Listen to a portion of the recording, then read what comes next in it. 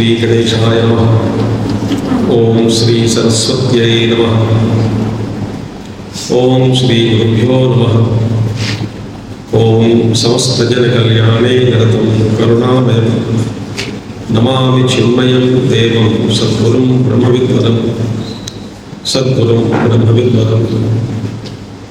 वसुदेवसुतं देवं कंसचाणूरमर्दनं देवकी परमानंदं कृष्णं वंदे जगद्गुरुं।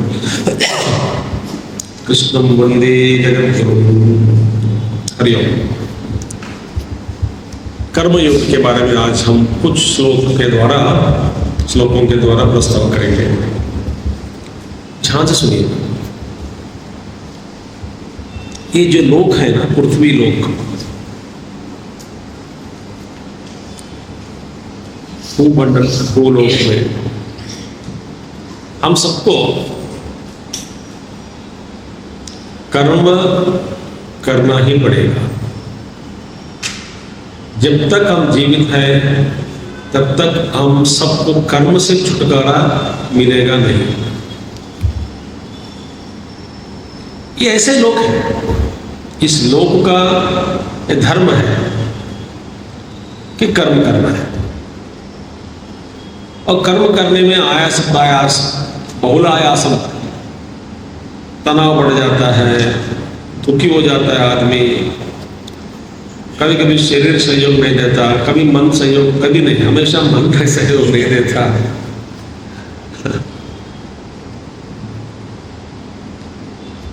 धीरे धीरे जाऊंगा कर्म के बारे में। तो सबसे पहले कर्म से हम सबको छुटकारा मिलता नहीं। चलो आपको रिहा कर दिया कर्म से, आराम से बैठो, नहीं होगा। ठीक है, देखिए हमारे जीवन में सभी व्यक्ति को, सभी लोगों को अपने अपने सामने जीवन में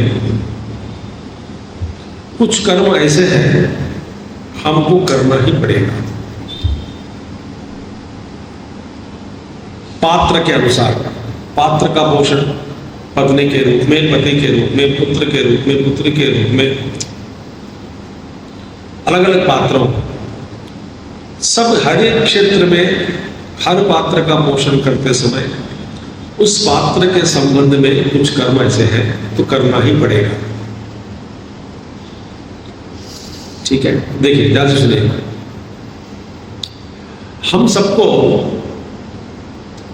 जो करने योग्य कर्म है, हम सबके लिए कर्तव्य कर्म कहते हैं, माने करना ही पड़ेगा, वो आपका कर्तव्य है, ड्यूटी है। अब देखिए, मेरे द्वारा जो कर्म करना है, जो मेरा अपना कर्म है या मेरा स्वधर्म है, जो मेरे द्वारा करने योग्य जितने भी कर्म है, यदि मैं उन कर्मों को त्याग दिया या उन कर्मों का अनुष्ठान के रूप में नहीं कर रहा हूं, तो क्या होगा?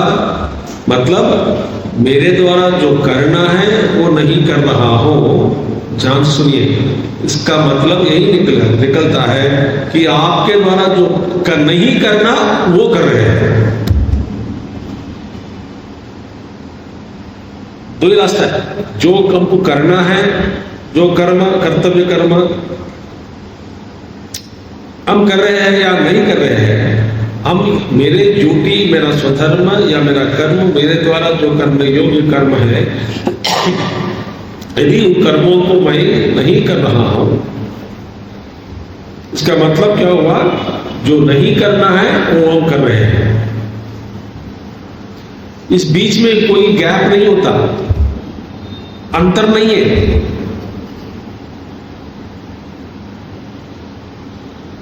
अब देखिए, जो करना है छोड़ दिया, और कोई कहेगा स्वामी जी मेरे द्वारा जो करना है उन सारे कर्मों को मैंने त्याग दिया, छोड़ दिया, करता नहीं हूं, मगर इसके बदले में और कुछ भी नहीं करता हूं। ऐसा नहीं कि और कोई कर्म कर रहा हूं, वो भी छोड़ दिया, फिर क्या कर रहे हो? बैठा रहता हूं, वही नहीं करना चाहिए। देखिए कैसे हो गया। यदि आदमी कहेगा मैं चुपचाप बैठता हूं बिना कोई कर्म, भाई वही नहीं करना चाहिए। बैठना भी एक कर्म है, उठना भी कर्म है। मतलब हमारे साथ विकल्प नहीं है कि यदि हमारा कर्म जो करना है वो नहीं कर रहे हैं, इसका मतलब हम क्या कर रहे हैं? जो नहीं करना है वही कर बैठ रहे हैं। तो इमीडिएट आ जाएगा ऐसे। अब इसमें दो दोष निकलेगा। अपना जो स्वधर्म है, अपना मेरा जो कर्म है वो नहीं किया, ड्यूटी नहीं किया, एक पाप दोष।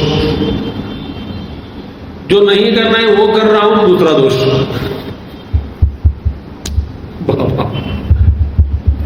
यदि मैं अपना कर्तव्य कर्म नहीं कर रहा हूं, इसके मतलब दो दोष आके बैठ गए। पहला दोष क्या है? करने योग्य कर्मों को त्यागना हुआ, जो नहीं करना है उसको अपनाया, तो दो दोष आ गए तुरंत। इन दोनों का ये कर्म फल है, दोनों को भोगना पड़ता है अलग अलग से।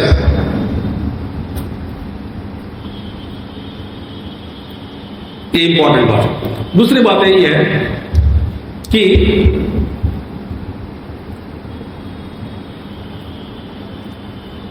जो कर्म आपको करना है और जो कर्म आप करना चाहते हैं, ये दोनों में अंतर है।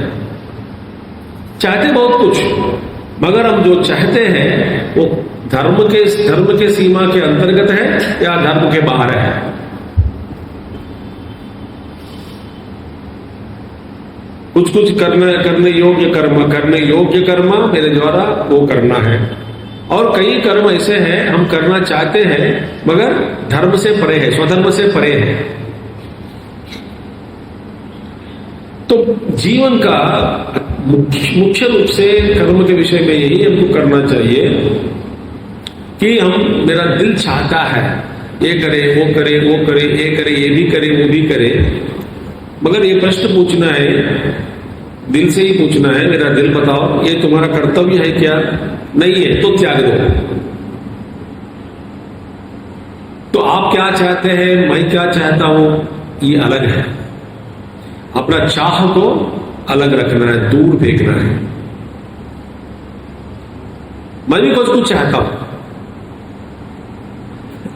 जो करना है वो करना है। और ये इंपॉर्टेंट श्लोक बता रहा मैं आपको भी। तो भगवान कृष्ण गीता अध्याय में कुछ बातें स्पष्ट कर देते हैं कि कोई भी प्राणी जब शरीर का धारण करने के बाद मृत्यु पर्यंत बिना कोई काम कर्म के बिना रह नहीं सकता। ये पहला सूत्र है, कर्म के बिना नहीं रह सकता। हमारा पूज्य गुरुदेव कहते थे, Swami ji I will stop all works, सारा सब कुछ छोड़ देता हूं। फिर गुरुदेव बोलते थे, भाई तुम्हारा दिल का धड़कन हो रहा है कि नहीं, खून बह रहा है कि नहीं अंदर, blood is flowing, yes, heart beat, हाँ जी वो तो है ही, श्वास ले रहा, ये भी कर्म ही है। तो कर्म कैसे छोड़ सकते हो? फिर गुरुदेव कहते हैं, Swami ji I will stop that also, वो भी मैं बंद कर देता हूं। श्वास लेना, खून को बहाना, दिल का धड़कन मैं बंद कर देता हूं। तब गुरुदेव कहते हैं, कम से कम 4 लोगों को तुम एक्टिवेट कर दोगे, क्योंकि तेरे लाश को शमशान घाट तक ले जाने के लिए।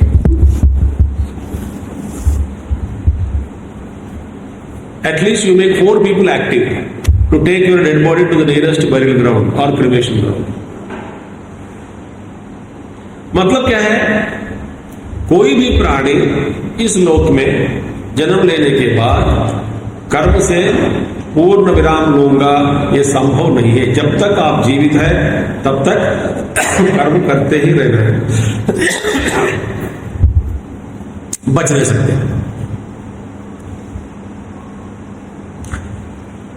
और दूसरी बात, इस लोक में हमारा जन्म लिया है कुछ वासनाओं के कारण। पहला आप कभी सोचा मेरा जन्म क्यों हुआ?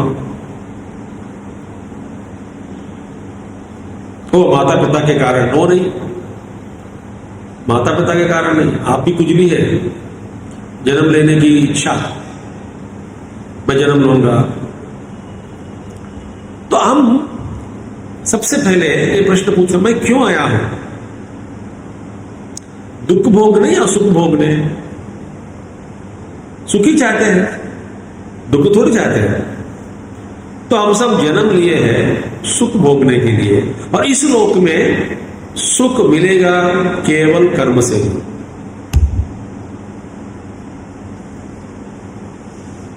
कर्म के बिना आपको कोई फल नहीं मिलेगा, कोई सुख नहीं मिलेगा।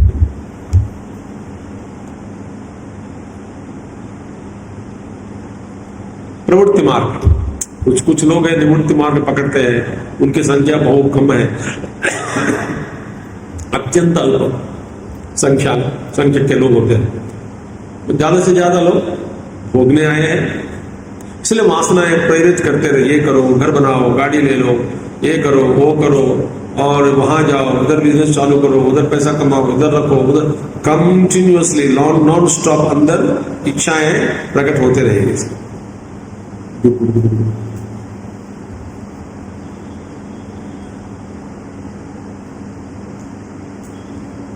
अभी मैं यार धीरे धीरे अब भोगना चाहते हैं, कर्म ही माध्यम है। कर्म सब लोग चाहते हैं, फल, कर्म का फल। अब इस श्लोक के अंदर माने कर्म योग के अत्यद्भुत श्लोक जो गलत समझते हैं लोग, भगवान कहते हैं भाई फल के बारे में सोचो मत। क्यों सोचना नहीं बताएंगे, किताब लाया तो दूसरा अध्याय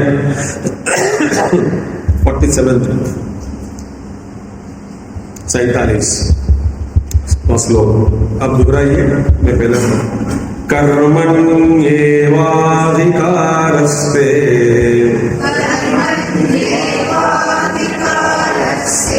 मा फलेषु कदाचन मा कर्मफलहेतुर्भूः मा ते संगोऽस्त्वकर्मणि कर्मण्येवाधिकारस्ते मा फलेषु कदाचन मा कर्मफलहेतुर्भूः मा ते संगोऽस्त्वकर्मणि। ये कर्मयोग के चतुसूत्री है, चतुसूत्री। अब सुनिए, कुछ समय आप अपना मन मेरे साथ रखिएगा। अरे स्वामी जी इसका जानते हैं, अर्थ जानते हैं, ऐसा मत सोचो। देखिए भगवान कहते हैं अर्जुना, सब लोग फल चाहते हैं, कर्म के द्वारा फल चाहते हैं, में कोई आपत्ति नहीं है, कोई आपत्ति नहीं है। पर आपत्ति या ऐतराज कहां हो सकता है? इस यहां पे कहीं पे वहां पे भगवान कृष्ण कहते हैं तेरा अधिकार किसमें है? सोच लो। भगवान कृष्ण कहते हैं तुम्हारा अधिकार केवल कर्म करने में ही है, फल में नहीं है। यह है सूत्र। अब मैंने एक प्रश्न उठाया कल, क्या उठाया था कि हर व्यक्ति पहला फल को रखने के बाद ही कर्म शुरू करता है कि नहीं? देखिए आप सब घर से निकले हैं, क्या फल चाहते हैं? सही सलामत यहां पे पहुंचे,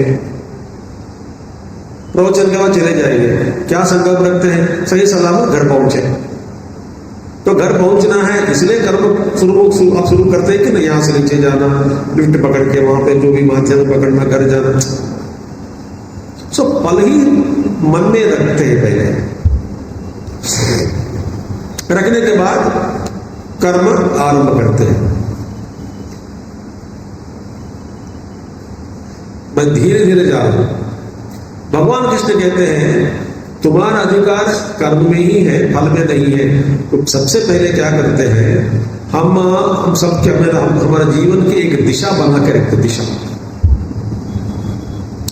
इस दिशा में मेरा जीवन का यान हो, ये मेरा लक्ष्य है। मन में तो रखा है। लक्ष्य रखने के बाद दिशा भी स्पष्ट हो गया, इस रास्ते से जाऊंगा, ये मेरा फल है। तय हो गया। जब हम फल की प्राप्ति के लिए जब मेहनत करते हैं, भगवान कृष्ण कहते हैं तब फल के बारे में सोचो मत। अब तुम्हारा पूरा का पूरा ध्यान वर्तमान में कर्म में ही रखो। इसका दो तीन अर्थ बताता हूं। सबसे पहला जो अर्थ है, कर्म करना वर्तमान में करते हैं, है ना।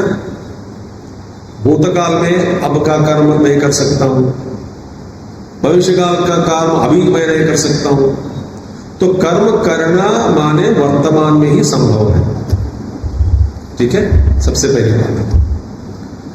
और अच्छे ढंग से कर्म हो गया, उसका बड़े अच्छे ढंग से मैंने कर्म किया, तभी फल मिलेगा, है कि नहीं। कर्म में लोभ है, कर्म ठीक ठाक नहीं किया हो तो फल भी ठीक ठाक नहीं मिलता। कहते हो जैसा कर्म वैसा फल। अब देखिए, जब भगवान कहते हैं, ये पहला अर्थ बता रहा हूं, अर्जुना कर्म में ही तुम्हारा अधिकार है, क्योंकि फल के बारे में सोचो मत। कर्म करते समय पहले दिशा बना लिया, एक लक्ष्य को रखा सामने, बहुत बढ़िया है। लक्ष्य की प्राप्ति के लिए मुझे क्या करना है, अब वर्तमान में आ गया हूं। वर्तमान में आने के बाद देखा कि क्या करना मुझे, ये साधन है, चलो कर्म करने लग गया। करते समय भविष्य के बारे में, फल के बारे में चिंता ना करें, इसीलिए कि ये पूरा का पूरा मन बिना बांटे बिना, मन को, मानसिक शक्ति को बांटे बिना, भूतकाल में भविष्य काल में थोड़ा इधर बेच दिया, थोड़ा इधर बेच दिया, मन को बांटे बिना पूरा का पूरा मन वर्तमान में जो आप काम कर रहे हैं उसी में लगाए, तभी आपको फल मिलेगा। तो इसीलिए भूतकाल के बारे में सोचो मत, भविष्य के बारे में सोचो मत, पूरा का पूर्ण मन उसी क्षण में उसी काम में रखने का प्रयास करो या अभ्यास करो। करते समय भविष्य के बारे में या फल के बारे में कभी सोचना नहीं। जब मेरा मन पूरा का पूरा मन वर्तमान में ही रहता है, तब वो कर्म अच्छे ढंग से कर सकते हैं, तब उसका हम उम्मीद रख सकते हैं कि फल मिलेगा। जब हम करते समय फल के बारे में सोचते हैं तो मन में क्या हुआ, मानसिक जो शक्ति है वो शक्ति को बांटना हुआ है। थोड़ा शक्ति मन फ्यूचर में चला जाएगा, कुछ शक्ति भूतकाल में चला जाता है। ऐसे कैसे, मैं अभी तक जीवन में ऐसा काम कभी नहीं किया, तो अब मैं कैसे करूं, अभी तक मुझे कोई सफलता नहीं मिली, अब मिलेगा क्या, क्योंकि पुराने याद रखकर वर्तमान में मन को बिगाड़ देता है। या तो भविष्य के बारे में चिंतन करके वर्तमान में जो मानसिक स्थिति जो है उसको बिगाड़ के रखते हैं। ऐसा बिगड़ा हुआ मन के द्वारा हम जो कर्म वर्तमान में करते हैं उसका फल पूर्ण रूप से मिलेगा नहीं। ये लोग, कई लोग हो सकता है इसमें। इसलिए जब कर्म करते समय पूरा का पूरा ध्यान वही रहे, ताकि निराशीर निर्ममो भूत्वा युद्धस्व विगत ज्वरा। हमारा मन कैसे है बताता हूं। करते समय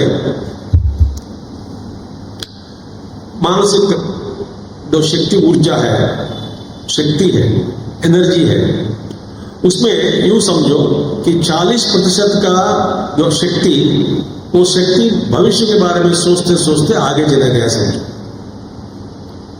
और 40% बीत गए बातों को याद रखकर सोच रहे कि कभी नहीं बोला, कभी नहीं किया, कभी नहीं गया। आपने आपको ये मैसूर पाक बनाना आता है, मैंने कभी नहीं बनाया, इसलिए मुश्किल है। आपको मैथमेटिक्स में कितना आएगा मार्क्स, 100%, नहीं स्वामी जी कभी मैं 50 पार नहीं किया।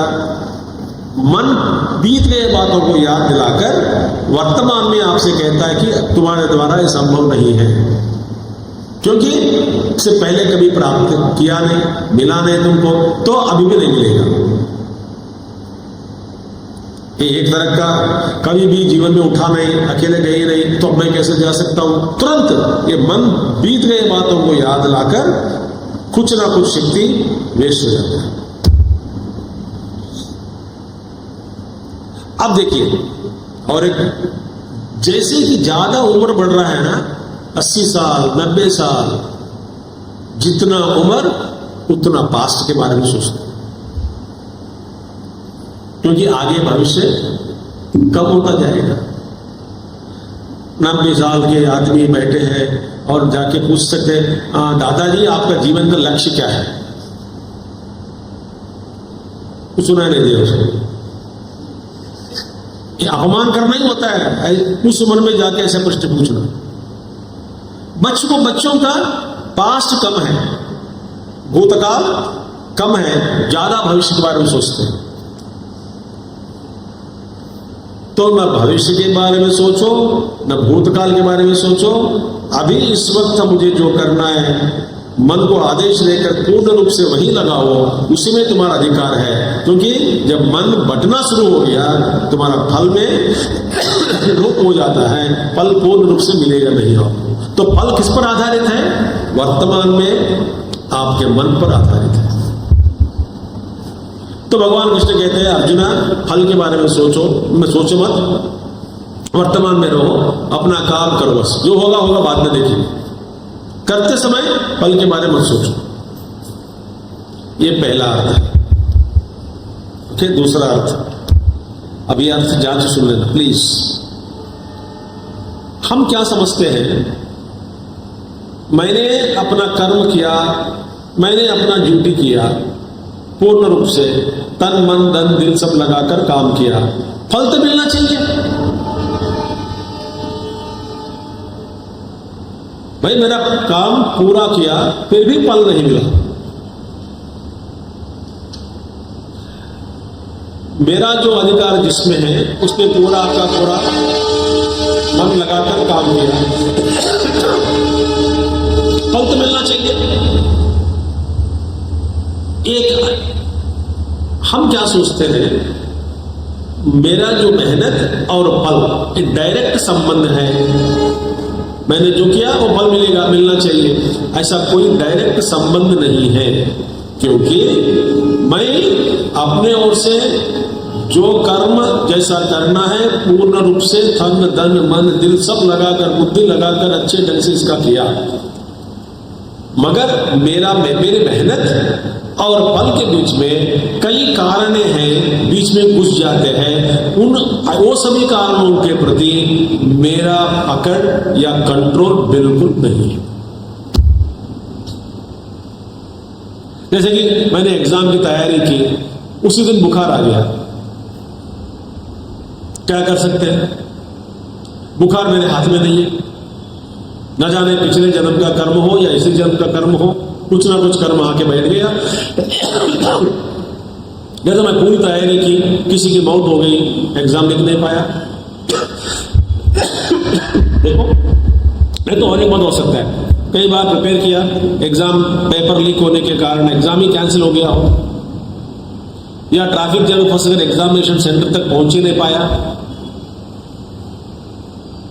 ये जो बीच में जो पड़ता है ना, कई कारण है, A1 B C D E, या बीच में फल और मेरा कर्म के बीच में कर्म प्लस कई कारण है, कारण 1, कारण 2, कारण 3, कारण 4, कारण 5, जो मेरे हाथ में नहीं है, मेरे वश में नहीं है।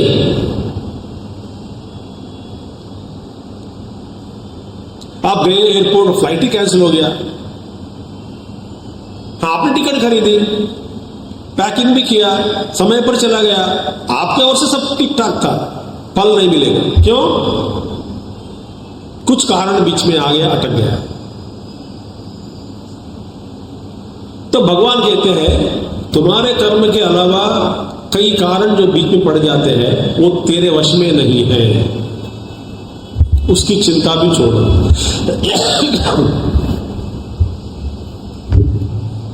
Understood? Between your action and the result, there are many intermediary causes which are invisible, unknown. When they manifest, we don't know. कब उसका व्यक्तीकरण होता है, मैं बता दूं। कई बार ऐसा भी हो सकता है सब कुछ, बाकी कारण सब कुछ ठीक ठाक है, मेरे मेहनत में लोप है, तो कर्म नहीं मिले, फल नहीं मिलेगा।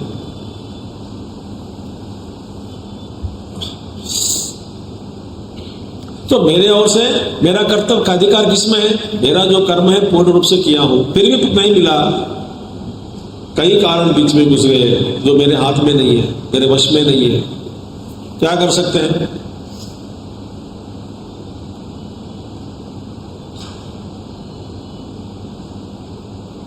तो भगवान कृष्ण कहते हैं तेरे हाथ का जो कंपोनेंट है,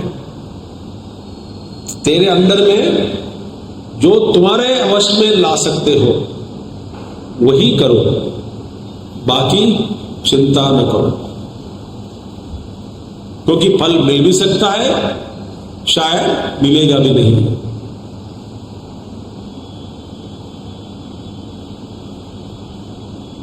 पिछले जन्म का कारण भी अचानक प्रकट होकर, मैं जानता हूं कोई किसी एनडी में सिलेक्शन हो गया, जाने वाले थे, 15 दिन पहले एक्सीडेंट हो गया, पैर का बड़ा ऑपरेशन हुआ, स्क्रू ग्री प्लेट सब लगाया, फिर वो कहां जाएगा फिर एनडीए में?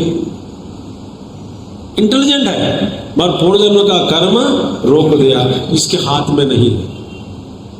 अपने ओर से अच्छा किया, पूरी पढ़ाई की, इंटरव्यू किया, बहुत सिलेक्शन हो गया, बहुत बढ़िया है, अचानक कई कारण, किसी जन्म का कारण आगे बीच में मैदान में उतरा, तुम्हारा कर्म और फल के बीच में, जिसके प्रति आपका कोई कंट्रोल नहीं है, तो क्या कर सकते हैं?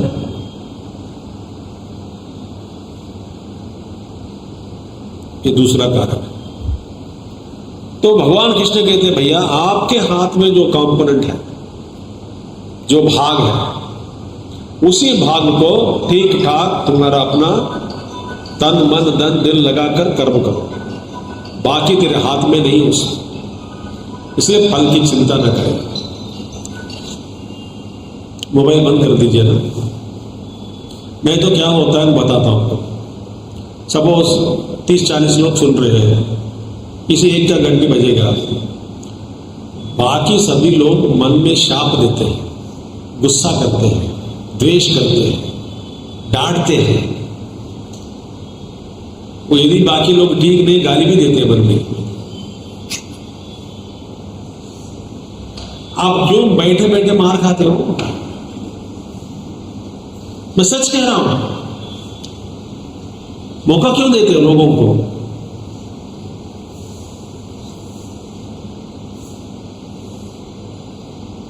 और मन से जो दुष्ट भावना प्रकट करते हैं ना, वो आपको लगेगा। सच यही है, सारे सभी लोगों से मन से एक किरण निकलकर आपके अंदर आता है, बैड एनर्जी बंद कर दे। अब देखिए, एक दिन मैं जा रहा था किसी के साथ, रात में गाड़ी चला रहे थे, वो मैं बैठ गया, चल रहा है अच्छा बढ़िया सा,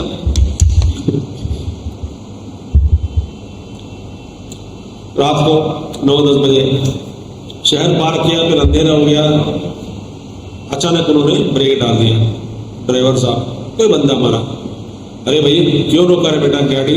स्वामी जी हमको जाना है आगरा, अभी दिल्ली शहर पार किया और आगरा तक रास्ता नहीं दिखाई दे रहा है, लाइट बस आगे तक ही दिख रहा है, मैं डर गया हूं, इसीलिए मैं रोक दिया गाड़ी। मैं बोला तुम जहां तक देख सकते हो वहां तक ठीक ठाक गाड़ी चलाओ, वहां तक पहुंचने के बाद आगे का रास्ता खुल जाना है। ये सोचो कि दिशा सही है या नहीं। हाँ समझिए, आगरा की जाने वाली रोड ही है, इसमें कोई संदेश नहीं है, संदेह डाउट नहीं है, शंका नहीं है, बहुत बढ़िया है, चलते रहो, दिखेगा नहीं रास्ता, मगर आपको जहां तक दिखाई दे रहा है वहां तक गाड़ी चलाना शुरू करो, चलाते रहो। जैसे जैसे आप आगे बढ़ते रहोगे वैसे ही हेडलाइट्स का भी पीछे पीछे आपका जो मार्ग जो है दिखाई देता है। ये हेडलाइट्स,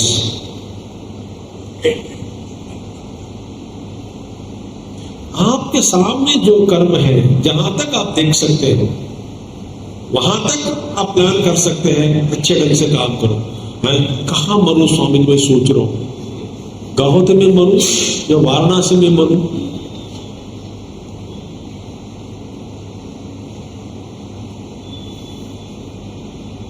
एक अम्मा रहती थी हैदराबाद में, वो क्या करती थी, बेचारे उसको गुरुदेव की सेवा करने का मौका नहीं मिलता है। सब लोग स्लॉट्स बुक हो जाता है, कोई ब्रेकफास्ट लंच डिनर। तो अम्मा ने सोचा उद्य मार्ग में, जब गुरुदेव हैदराबाद देखने के बाद एयरपोर्ट चले जाते हैं, एयरपोर्ट लॉन्च में बैठते हैं, वहां पे सब लोग जा सकते थे, 3 रुपया टिकट खरीद लोग चले जाओ अंदर, एयरपोर्ट के अंदर। लॉन्च मैंने आजकल का लॉन्च नहीं, विजिटिंग VIP लॉन्च बैठ जाते थे। और वो अम्मा सेवा के लिए एक स्लॉट चुना है, एक मौका। क्या मौका है? गुरुदेव जब वहां बैठते हैं, गरम गरम बढ़िया सा फिल्टर कॉफी पिलाना। तो गुरुदेव एयरपोर्ट बैठ जाते थे लॉन्च में, अम्मा को देखते, अम्मा वेयर इज माई कॉफी पूछते थे। तो अम्मा तो सेवा का एक भाग है, वो सोचा कि कहां सेवा करूं ऐसे। मैं था उसमें, अम्मा पूछ रही थी, स्वामी जी मुझे काशी में मरना चाहता हूं, वाराणसी में मैं मरना चाहती हूँ। गुरुदेव बोला, अम्मा व्हाट डज इट मैटर, क्या फर्क पड़ता है, यहां मरो वहां मरो, क्या फर्क, यहां छोड़ दो शरीर, क्या फर्क। नहीं स्वामी जी मुझे वही। तो गुरुदेव बोले ठीक है, ओके बोल दिया।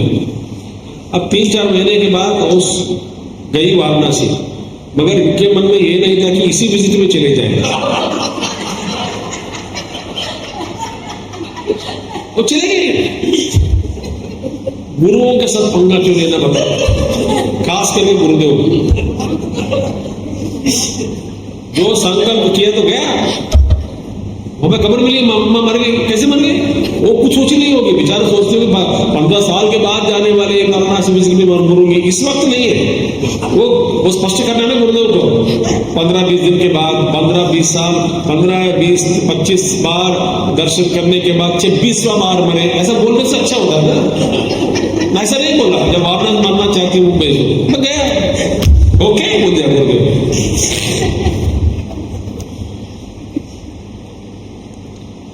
यहां दूर दूर तक क्यों सोचना है? आप में भी ऐसे लोग होंगे, मरने की तैयारी है। आपको क्यों करना है मरने की तैयारी? यमराज करेगा ना, आपकी चिंता क्यों? वेदांत में कहता है शरीर कहीं पड़ क्या, तो दूर दूर की बेकार सोचो मत।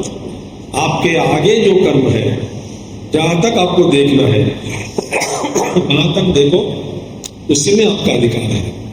2 अर्थ बताया, तीसरा अर्थ, पहला अर्थ क्या था? वर्तमान में रहना है, पूरा का पूरा मन वही लगाने से फल मिलता है, नहीं तो नहीं मिलेगा। मानसिक ऊर्जा या मानसिक एनर्जी को, मेंटल एनर्जी को बांटने नहीं देना, भूतकाल में, भविष्य काल में, वर्तमान काल में कुछ ऐसा मत करना। इकट्ठा करो, फोकस करो, वो आपके हाथ में है, जो आपके हाथ में वो करो। दूसरा अर्थ क्या है? बीच में कई कारण होते हैं जो हमारे हाथ में नहीं है, प्रभु पर छोड़ दे। मैंने अच्छा काम किया फिर भी फल नहीं मिला, तब जाकर के ये गाना गाना है, जाही विधि राखे राम ईश्वर की इच्छा।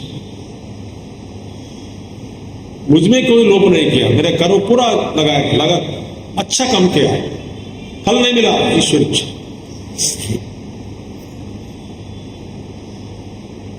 तीसरा क्या है अर्थ? कर्मण्येव अधिकारस्ते मा फलेषु कदाचन, कदाचन कभी भी तुमको कर्म फल के ऊपर तुम्हारा अपना इच्छा, भोगने की इच्छा, अधिकार मत रखो। इसका तीसरा कारण यह है, देखिए बंद कर दीजिए। कई लोग ऐसे बेचारे बंद करना नहीं आता है, बाकी बाजू दे देना, ये तो वॉल्यूम कम कर दो पूरा, ठीक है। अच्छा है, गुरुदेव के जमाने में ये नहीं है, होता तो इतने गाली पड़ते थे सबको डांट गुरुदेव के द्वारा, बाप रे, I can't imagine. Get out बोलते हैं।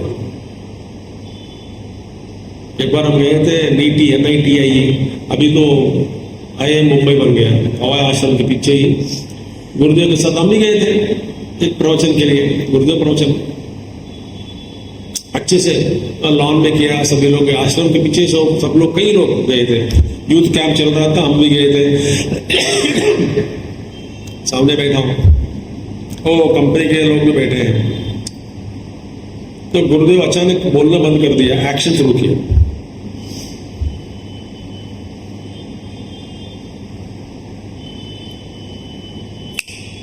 गेट आउट ऐसे। कौन था? कैमरामैन आके फोटो खींच रहा था। गुरुदेव पसंद नहीं करते फोटो खींचते समय, उनके लिए 4-5 पोज दे दिए,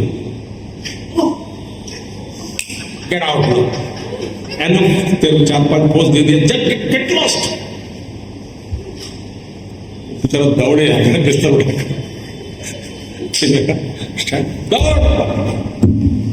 गुरुदेव पसंद नहीं करते बीच में आके फोटो खींचना है।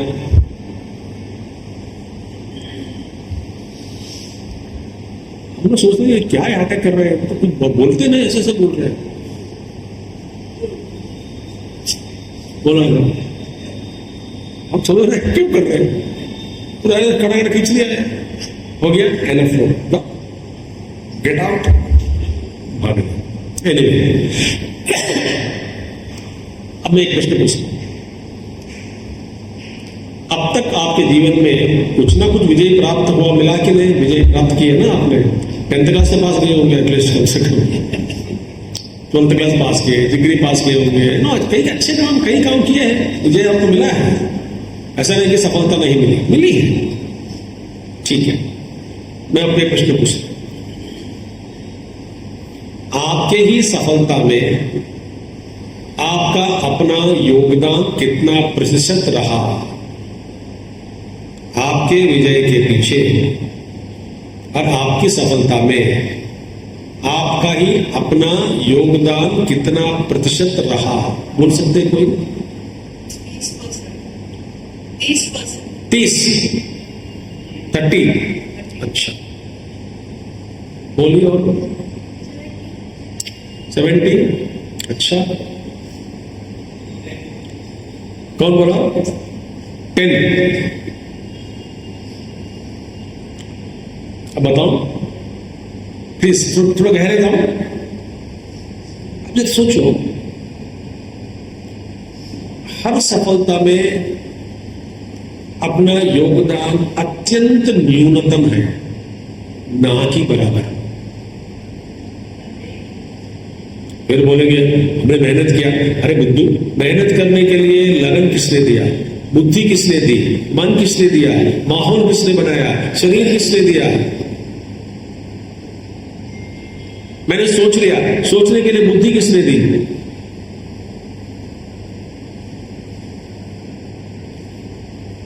पंखा चल रहा है, बिजली मैं जाके लाइब्रेरी में, ग्रंथालय में जाकर मैंने किताब पढ़ी, और किसने अरेंज किया? किताब किसने छापा? इसकी उपलब्धि कैसे मिली आपको?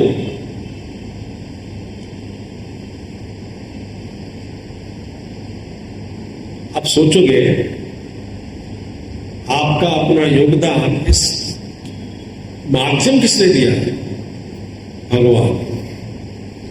इसलिए भगवान कृष्ण कहते हैं मत्त स्मृति ज्ञान अपोहनम। मैं सबके हृदय में बैठा हूं, मुझसे ही स्मृति निकलता है, ज्ञान भी निकलता है, अपोहन माने भूलना, वो भी मेरे ही कारण है। तो फिर आखिर में पूछोगे हमारा योगदान क्या है? हमारा योगदान एक ही है, वो है इच्छा, जीव की इच्छा। सिर्फ हम इच्छा करते हैं, इच्छा रखते हैं, हमारी इच्छा की पूर्ति के लिए भगवान सब कुछ व्यवस्था करते हैं।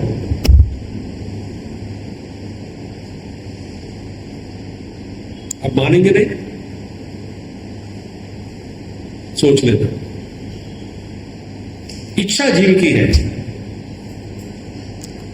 तो जन्म से पहले ही भगवान चाहते हैं, अच्छा तुम्हारी इच्छाएं हैं, इन इच्छाओं की पूर्ति के लिए माहौल बनाना है, तुम्हारे कर्मों का क्षय करने के लिए ये माहौल जरूरी है, सब कुछ बना के आपको भेजेंगे।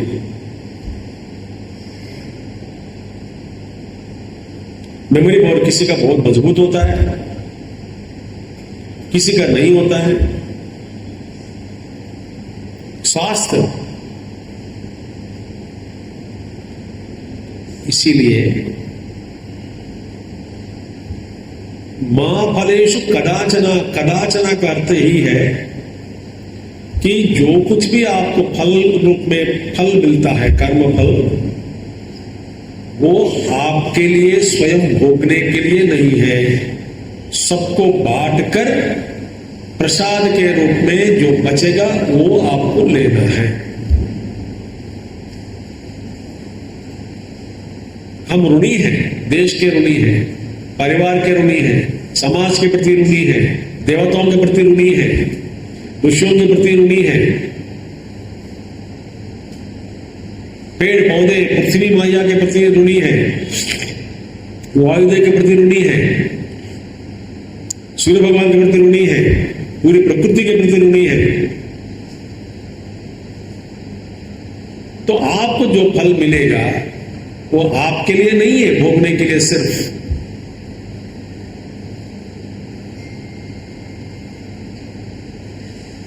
सबके लिए है। जब आप सबके लिए जिएंगे, आपके तिजोरी हमेशा भरा पड़ा रहता है, भरपूर। ये मेरा अनुभव है।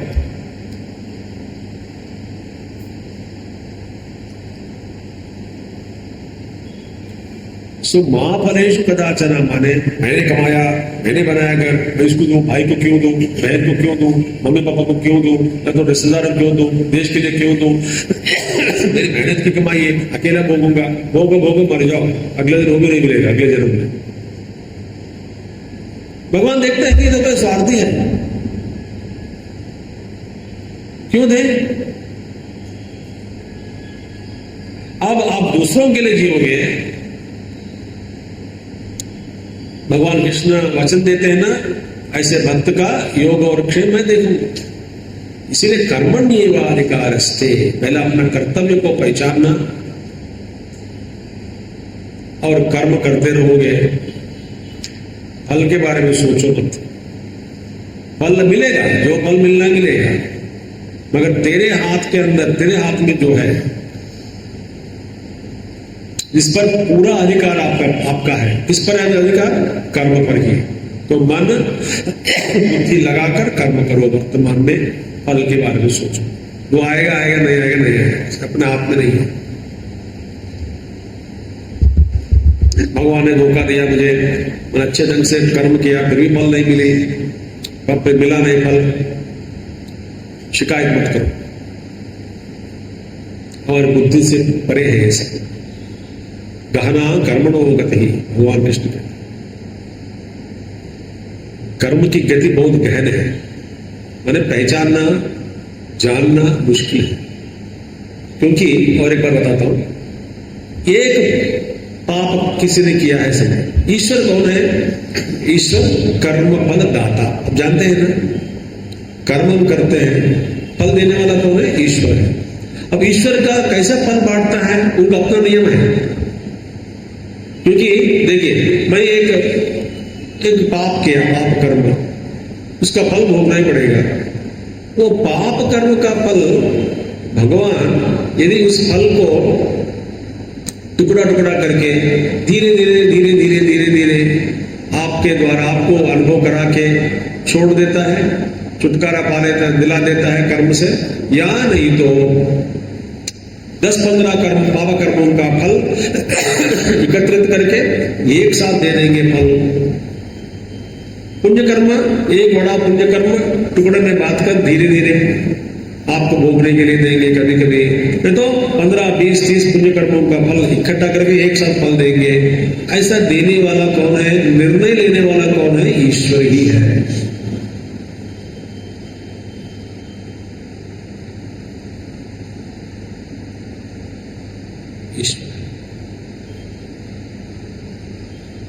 तो हम ये नहीं कह सकते मैंने इतना कमाया वो फल मिलना चाहिए, नहीं, फल का कर्म करने के बाद वो ईश्वर के हाथ में है फल। है बेचारा बहुत अच्छा काम कर रहे हैं, इसको क्यों अचानक इतना पाप कर्म का फल अगर भोगने देना नहीं देंगे तो धीरे धीरे रिलीज करेंगे, 10 साल में उसको खत्म कर देंगे पाप कर्म का फल। कृपा है उनकी, भक्त है मेरा, गलती किया तो ठीक है कोई बात नहीं, उनको महसूस होने नहीं दूंगा पाप कर्म का फल। धीरे धीरे धीरे धीरे थोड़ा थोड़ा देते रहते हैं फल। भोग लो बेटा, आज सिर दर्द है, कल नाक दर्द है, कभी पेट दर्द, धीरे धीरे ईश्वर पर भरोसा रखना। तो 3 कारण मैंने बताया, कर्मण्येव अधिकार, ये अधिकार, मां फलेषु कदाचन, फल मिलने के बाद भी फल पर अकेला मैं भोगूंगा नहीं, सबको बांट कर। अरे भैया किसी की मृत्यु हो गई, घर पे शरीर लाश निकल गया, स्मशान घाट में हो गया, अगला दिन शुरू कर देते मीटिंग, इतनी कितनी साड़ियां है जो मर गई, कितना है सोना है चांदी है, बस ये 10-15 दिन में ही लड़ाई शुरू कर दे, बांटने। शर्म नहीं आती? ये है दुनिया।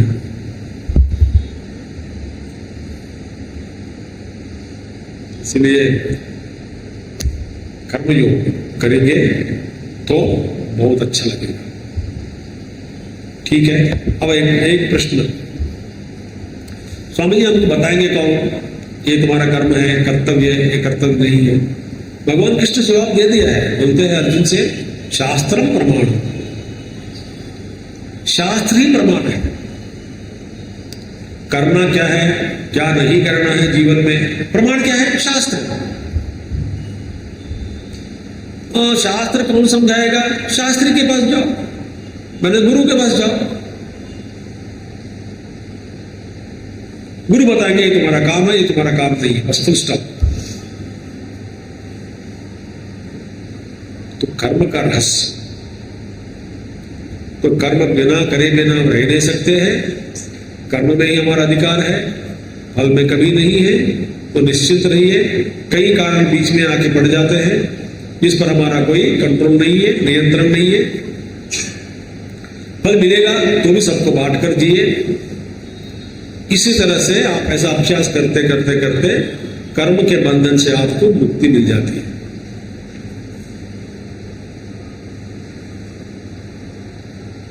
न ममा न ममा न ममा, ये मेरा नहीं है, ये मेरा नहीं है, ये मेरा नहीं है। ये है कर्म का। और कुछ श्लोक है, मैं आपको कुछ अच्छा, तीसरे अध्याय में अद्भुत एक विषय भगवान प्रस्ताव करते हैं, वो है यज्ञ भाव। यज्ञ भाव, इस पर गुरुदेव का व्याख्या बहुत ही गंभीर है और एक नए विचार, इसमें अपना नया विचार प्रकट किया यज्ञ के बारे में गुरुदेव। देखिए,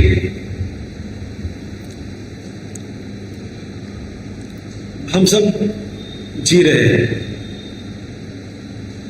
किसी व्यक्ति के सहारा बिना आप जीवन जी सकते हैं क्या?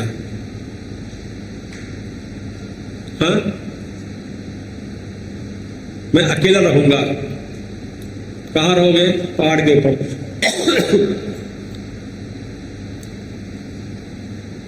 फिर खाना, कोई खेती होना चाहिए, कोई होना चाहिए। समाज में कोई भी व्यक्ति अत्यंत एकांत में रहना, मैं नहीं कह रहा हूं महायोगियों के बारे में, नहीं, वो तो छोड़ दो, हम वो कैटेगरी में हम नहीं है, उस श्रेणी में हम नहीं है। मगर जीवन में अक्सर सोचना, कोई भी व्यक्ति किसी के सहारा बिना, सहाय के लिए बिना, डॉक्टर के बिना, लोगों की मदद लिए बिना जीना संभव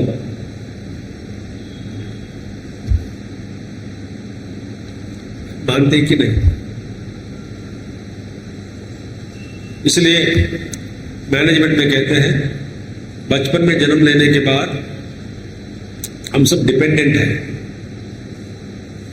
निर्भर, किसी और के ऊपर निर्भर होकर जीवन जीना पड़ता है बचपन में।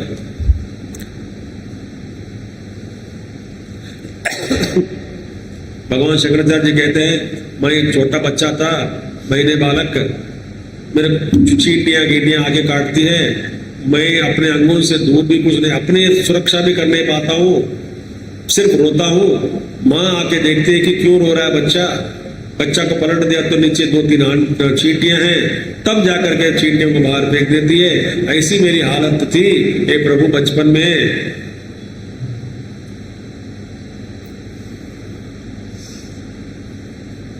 तो कोई भी व्यक्ति प्रकृति के बिना, वायुदेव के बिना, अग्निदेव के बिना,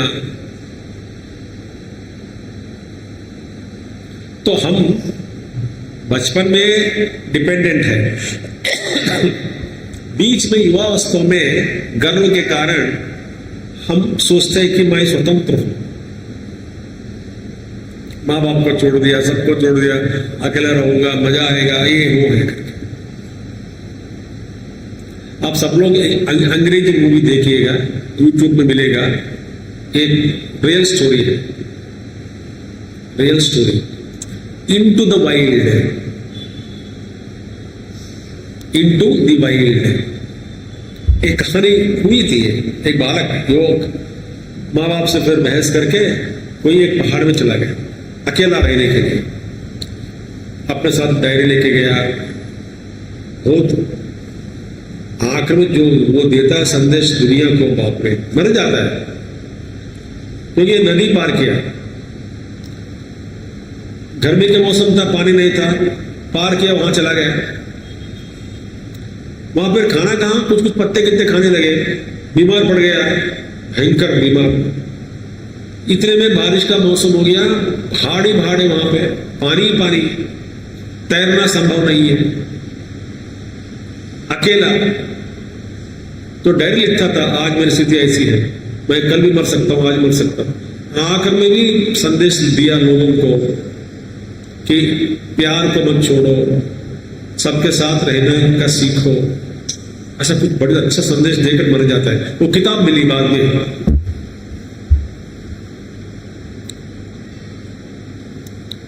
इस विश्व में कोई अकेला काम नहीं कर सकता। जब भगवान अवतारित हुए, राम जी का अवतार, बोले मेरे मदद के लिए सारे बानर आ जाएंगे।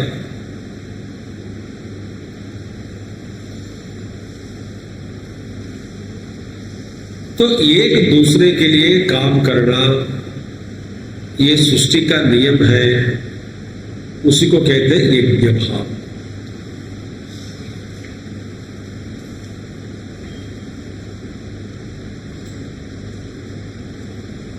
तो भगवान कृष्ण कहते हैं यज्ञ भाव से जो कर्म करते हैं वो कर्म के बंधन में नहीं पड़ता।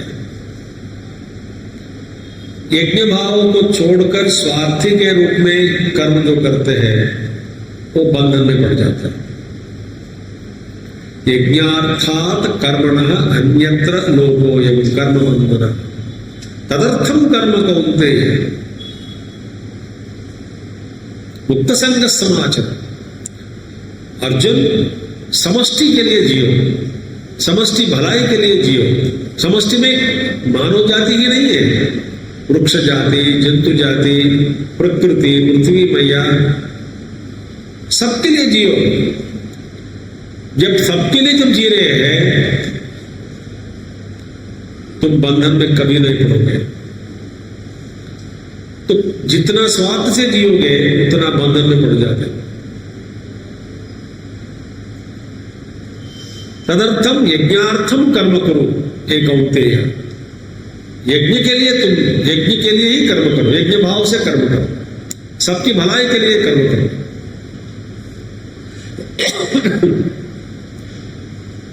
कैसे करें?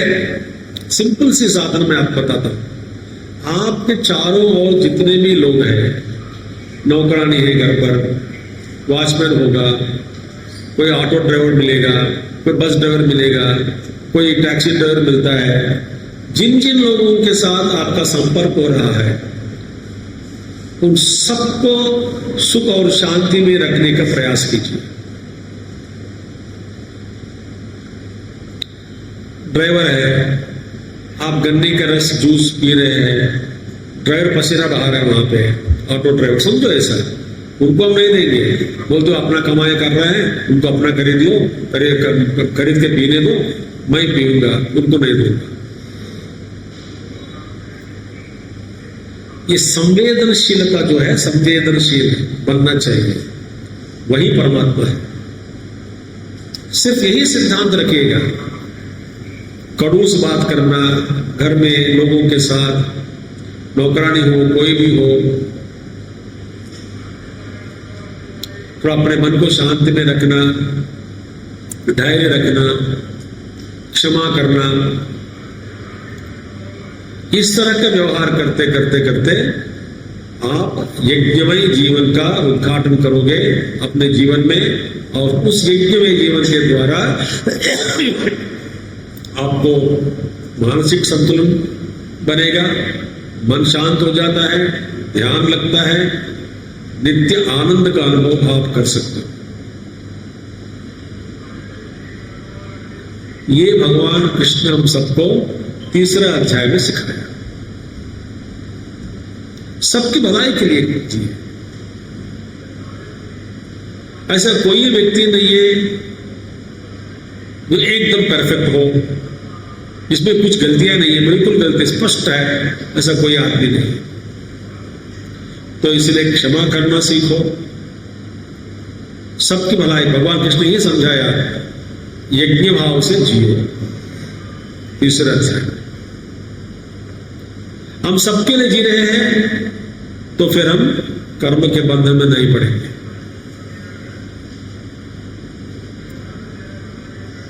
बहुत बढ़िया है ना?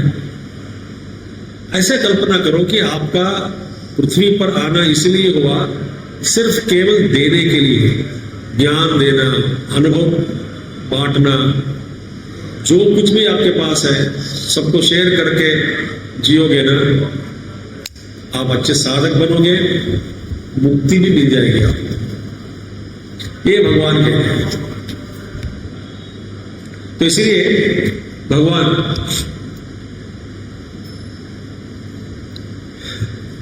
इसलिए करते हैं, यत् करोषि यदश्नासि, 9 चैप्टर में है, यत् करोषि यदश्नासि, 27वां श्लोक, यज्जुहोषि ददासि यत्, यत्तपस्यसि कौन्तेय, तत्कुरुष्व मदर्पणम्, यत्करोषि यदश्नासि, यज्जुहोषि ददासि यत्, यत्तपस्यसि कौन्तेय, तत्कुरुष्व मदर्पणम्। 12वां अध्याय में भी बहुत अच्छे अच्छे विचार भगवान ने दिया हम सबको। ठीक है, चलो इसके ऊपर ध्यान देते रहो। भगवान कहते हैं तो खास करके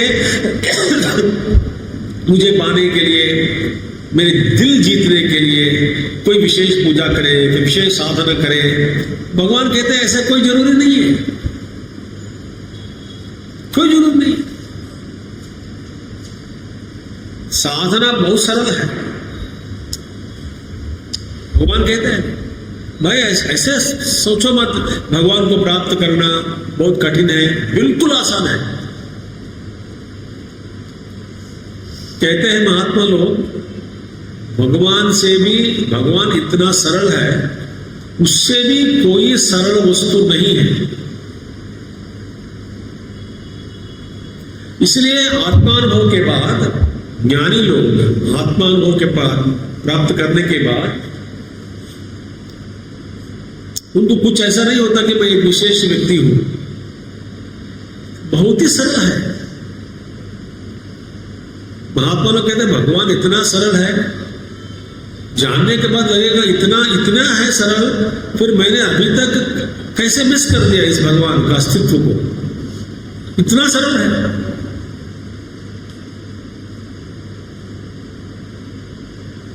तो भगवान कहते हैं यद करो, जो कुछ भी आप करते हैं, जो करते हैं मुझे अर्पण करो। भगवान मैं आप ही की सेवा कर रही हूं इस रूप में, पुत्र के रूप में। पति एक कहानी एक घटी थी, सही कहानी बता रहा हूं। एक क्या हुआ, एक लड़की थी, बॉम्बे में हुआ है, जो पढ़ रहे थे आश्रम में। लड़की थी और शिरडी साहब बाबा के भक्त, और सुबह उठते ही बाबा को कॉफी पिलाना है, बाबा को नहलाना, बाबा को वस्त्र पहनाना, बाबा को खाना खिलाना, बाबा को सुलाना, बाबा से बात करते रहना। ये एकदम बाबा भक्त। ठीक है, शादी हो गई। पति तो नास्तिक है। पति बोला ये बाबा का फोटो घर में नहीं रहना है, बाबा का नाम, बाबा का भजन सुना दिया तो तुमको डाइवोर्स दे दूंगा। ऐसा करके राक्षस बनकर निकला। आज बेचारी ये भक्त है, रो रही है और डिप्रेशन में चले गए। अब बोल नहीं सकती किसी को, नई शादी हुई, इतना तनाव बढ़ गया, एक बाबा का नाम भी नहीं लेने देते, किताबें रखने नहीं देते, और हालत बीमार, बहुत बीमार पड़ गई। सब घर वाले जाके लेके गए अपने घर में। फिर धीरे धीरे बोले कि ऐसा है स्थिति, मैं रह नहीं पाती वहां करके रो पड़ी बाबा का फोटो को देख करके, ऐसे मुझसे क्यों किया करके। तो फिर क्या करें, उस लड़की को लेकर के हमारे आचार्य जी के पास लेके आए। 20-35 साल पुराने के बाद। तो आचार्य जी ने कुछ कहा, वो चले गए। जाने के बाद सारी समस्याओं का हल निकला, बहुत खुशी रही। तो हमारे स्वामी जी ने हमको कहा कि मैंने क्या किया। वो लड़के से स्वामी जी ने बोला, तो ये मानती है कि शिरडी साईं बाबा हर जगह है?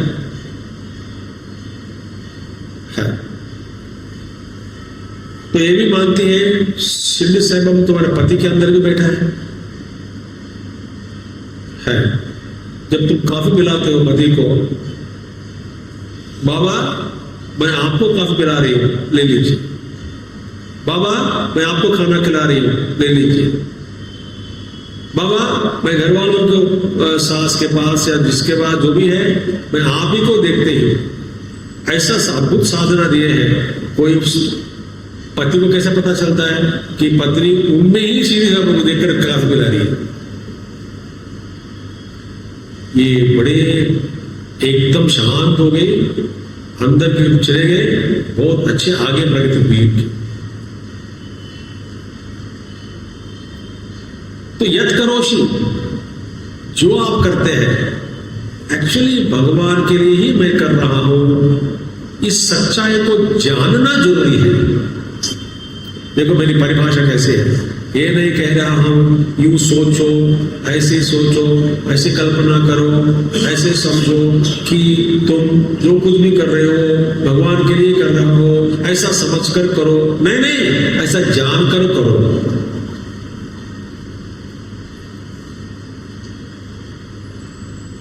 मैं भगवान के अलावा और किसी की सेवा नहीं करता हूं। जो कुछ भी मैं कर रहा हूं ये भगवान का ही सेवा है। आप देखिए, आपका शरीर छोड़ने से पहले ही आपको ये महसूस होगा कि शांति,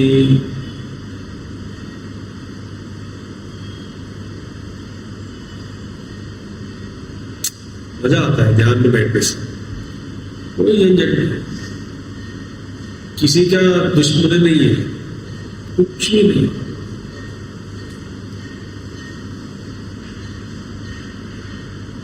वही एक संदर्शक हो, विजिटर हो, इसलिए आया है। कुछ समय घूमता हूं, जो काम ईश्वर देता है वो कर देता हूं। जब समय हो गया, बुलावा आ जाता है, चला जाता हूं।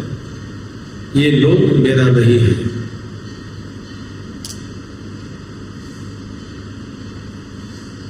जैसे मैं गौहटी आया हूं 5 दिन के लिए, गौहटी मेरा शहर नहीं है। आया है, काम करो, चला जाओ। इसी तरह पृथ्वी पे मैं आया हूं कुछ काम के लिए, काम निपट लो, ये मेरा लोक नहीं है। यत् करोषि यदश्नासि, आप जो कुछ भी खाते हो भगवान को समर्पण करके खाओ। यज्जुहोषि, आप जो यज्ञ में आहुति डालते हैं मिलने। ददास्यत, आप जो कुछ भी देते हैं किसी को भी, मुझे दे रहे हैं ऐसा जानकर मुझे अर्पण करो। और जो तपस्या करते हो, तपस्या भी भगवान कृष्ण कहते हैं योगम युञ्जन मद आश्रयः, मेरे आश्रय लेकर ही तुम अपना योगाभ्यास करो। मेरे सहारा का बिना स्वयं अपना अकेला बैठकर मैं साधना करूंगा, इसमें सफलता नहीं मिलेगी। मेरे आश्रय लेकर तुम साधना करोगे तो तुम्हारा भलाई होगी।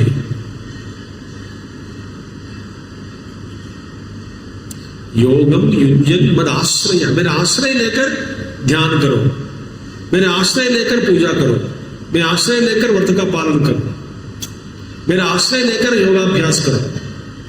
अकेला मत करना। इसलिए कुछ कुछ महात्मा लोग बताते हैं अपने शिष्यों को, बहुत बड़े बड़े महात्मा लोग जो पहुंच गए, अपना आत्मज्ञान को जो प्राप्त किया, अनुभव हो चुका है उनको, वे कहते हैं कि मुझ में एक बार मुझे याद करके ध्यान में बैठ जाओगे, मैं तेरे साथ रहूंगा। एक बड़े अवधूत के पास में जाता था, वो नहीं है अभी दुनिया में। वो कहते थे मैं समाधि लेने के बाद भी यदि मैं समाधि में अपने आप में लीन हो गया हो, तो मुझे मेरे पास आकर तुम कुछ मदद मांगने आए हो, मैं यदि तेरे लिए उपलब्धि तो तेरे लिए मैं अवेलेबल नहीं हूं क्योंकि मैं अपने समाधि में बैठ गया हूं, समझ चले जाते थे। बोलते हैं मेरे गुरु परंपरा में कोई ना कोई आपको जवाब देगा, मदद देगा, ये वचन मैं दे रहा हूं करके बोलते।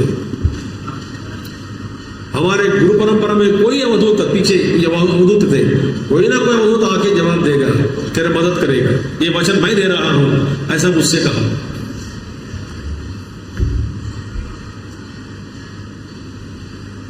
यूं कभी सोचो मत गुरु नहीं है, ये मेरा अनुभव है। हमारा पूज्य गुरुदेव हो जो महात्मा लोग हैं हमेशा मौजूद है।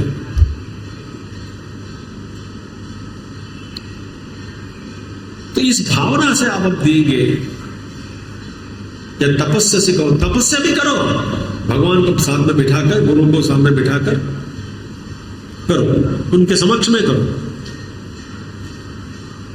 ऐसा नहीं कि भगवान सुनाई दे रहा है कि नहीं, आप ऊपर कहाँ है, सुनाए पता नहीं सुनता है कि नहीं सुनता। हमारी पूजा शंका से शुरू होती है, तपस्या भी शंका से शुरू होती है। पहले डाउट, बाद में पूजा।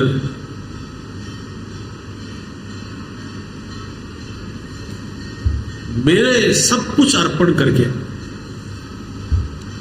इसलिए आखिर में करना क्या है जीवन में, यज्ञ दान तप कर्म न त्याज्यम, 3 प्रकार भगवान कहते हैं यज्ञ कर्म, दान कर्म, तपस्या, ये तीनों कोई भी व्यक्ति छोड़ना नहीं। यज्ञ माने सबकी भलाई के लिए काम करो, यज्ञ भाव। यज्ञ का एक अर्थ है अग्निहोत्र, दूसरा अर्थ क्या है, उसमें भी सब मिले बिना नहीं हो सकता यज्ञ कर्म में, तो सभी के लिए भलाई के लिए काम करना यज्ञ भाव। दान भाई बांट कर जियो,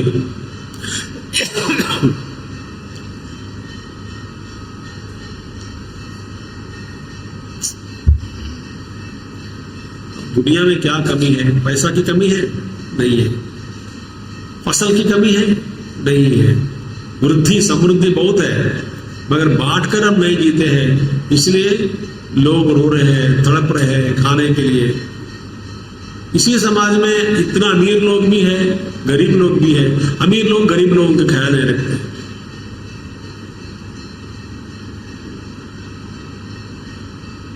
कहते हैं ना 80% of wealth is with 5% of people.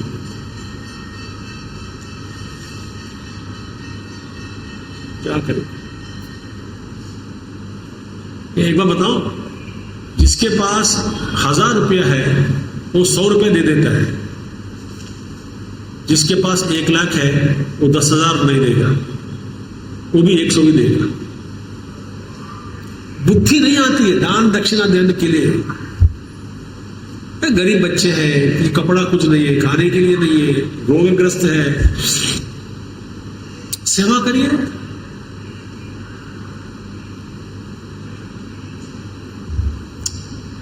दान कर्म और यज्ञ दान तपहा, तपस्या, तपा आलोचने ये करना है।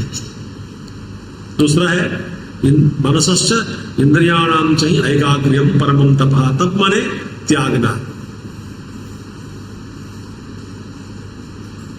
तप में त्यागना है, कुछ त्याग करके भगवत प्राप्ति के लिए मेहनत करना, कठोर नियम के साथ। कभी कभी 1 घंटा पूजा के बिना या नहीं तो भजन के बिना, जप के बिना, कुछ ना कुछ मैं रह रहूंगी करे बिना, ये तपस्या है। थोड़ी थोड़ी ज्यादा नहीं करना चाहिए। त्याज्यम कार्य। अर्जुना, इन सभी को कभी छोड़ो मत, करते रहोगे जीवन में, ये तुम आगे बढ़ोगे। इसीलिए कर्म मार्ग में, कर्म तो हम छोड़ नहीं सकते, फिर कैसे करें कर्म? भगवान भगवद्गीता ने अनेक अध्यायों में बहुत ही अच्छे ढंग से हम सबको बोध किया है। उसको हम सब अध्ययन करना जरूरी है, मनन करना जरूरी है, उस पर थोड़ा ध्यान भी करना जरूरी है। ज्ञान है मगर कोई पढ़ना नहीं चाहता है, करना नहीं चाहता है, उपयोग में लाना नहीं चाहते। बाकी आपकी इच्छा। Thank you. हरिओम।